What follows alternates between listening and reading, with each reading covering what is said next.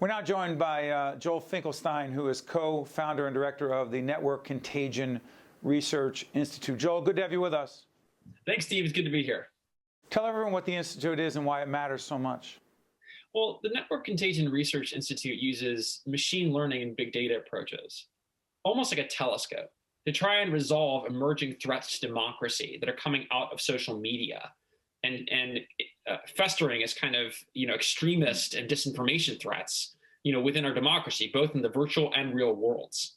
And so our goal is to really cast a floodlight of transparency on that and contextualize these trends that are so important for our democracy, for lawmakers, for the media, for public institutions, and just as a kind of the people's intelligence agency, as it were. So as we put up on the lower third our series, Democracy at a Crossroads, I'm going to ask you about January 6th and what the data that you and your colleagues found that made January 6th not that shocking at all. Yeah, well, I have to say, I think many in the field, and we're included there, could tell that January the 6th could well be the next Charlottesville or worse. That was an assessment shared by many people in the field. Now, I think that how this happened it's really important for people to understand how an event like January the 6th unfolded. You had for almost several years in advance, you had black box algorithms from groups like Twitter. Back in June, we notified Twitter that this group QAnon was growing on their platform, speaking to executive leadership there, using our big data approaches to resolve the coded language and the conspiracies that were growing on the network, doubling within the month we'd studied it. And we said in that report, listen, this is turning into a revolutionary threat. They have an apocalyptic myth that's taking aim directly at law enforcement officials and lawmakers. They're arguing they're going to put those lawmakers in jail or harm them or worse. And they have an all-at-once go signal. Right? This is going to happen. This is likely something that's in the cards.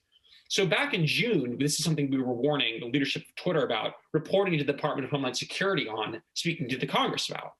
And so by the time the events of January the 6th happened, what we'd seen is that this wasn't an accident. This was something that had been in the works for literally a year or more, right? The conspiracy that set this off was the idea that they were going to march into the Capitol to put lawmakers in Guantanamo Bay, to arrest a pedophile ring, right?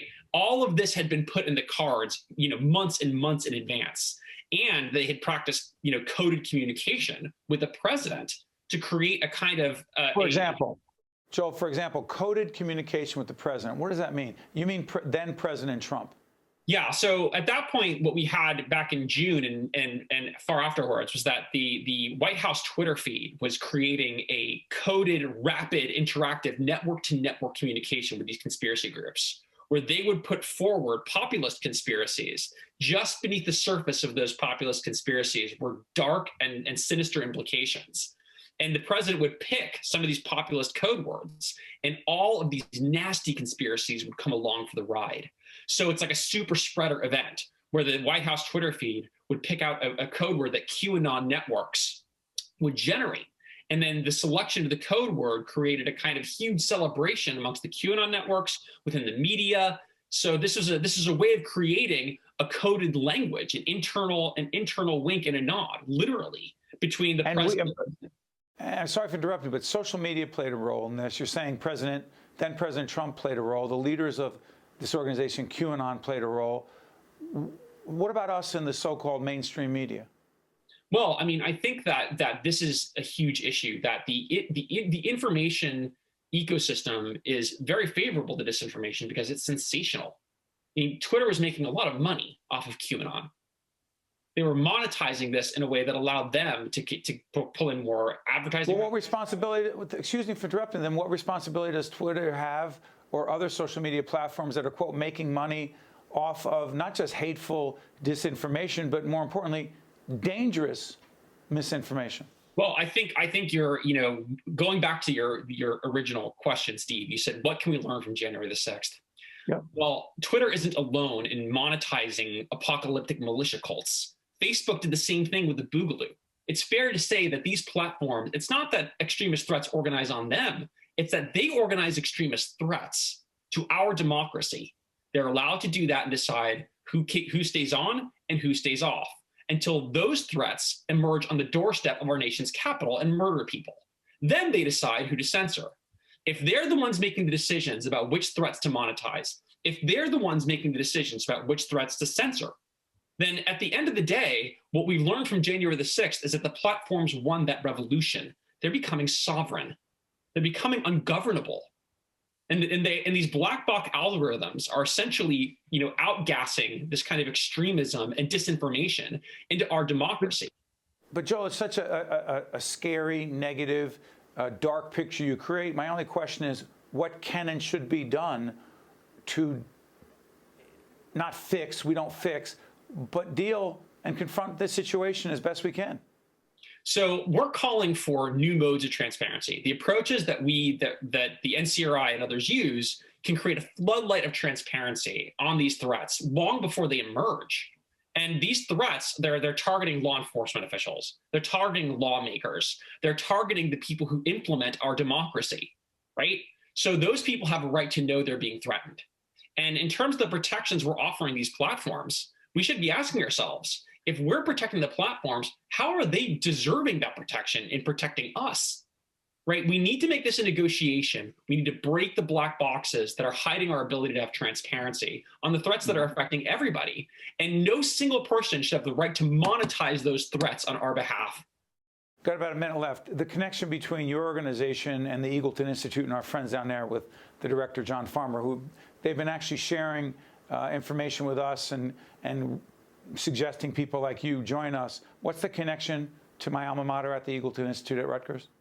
Well, I have to say, we work very closely now in partnership with the Critical Intelligence Studies program at Rutgers and through the Eagleton Institute. And this has been absolutely transformative for our work. We have students from Rutgers who are actually in the Network Contagion Lab, which is partnered with Rutgers, who are providing us, who we are training with our tools, who provide us critical intelligence. These students in many ways are our front line and into these problems. Few seconds, Joel. Few seconds. Go ahead. Just, you have social media savvy, students who are really fighting for their democracy instead of being subject to a pasture that someone else is having them graze on. Being passive, a status quo approach will not work here, correct? That's right. The last point, Steve, that the rudest myth that has occurred because of our relationship with these platforms is human obsolescence. They want us to believe we're obsolete. That is the cruelest lie, and it's never been more false. We've never been needed more than now. That's the problem. I've said this for years, and my staff sometimes laughs when I say democracy is not a spectator sport. There's never been more true than given the conversation we just had with Joel Finkelstein. Joel, thank you so much for joining us. Thank you, Steve. Pleasure. I'm Steve Adubato. Thank you so much, and remember that it is not a spectator sport. We're talking democracy. See you next time.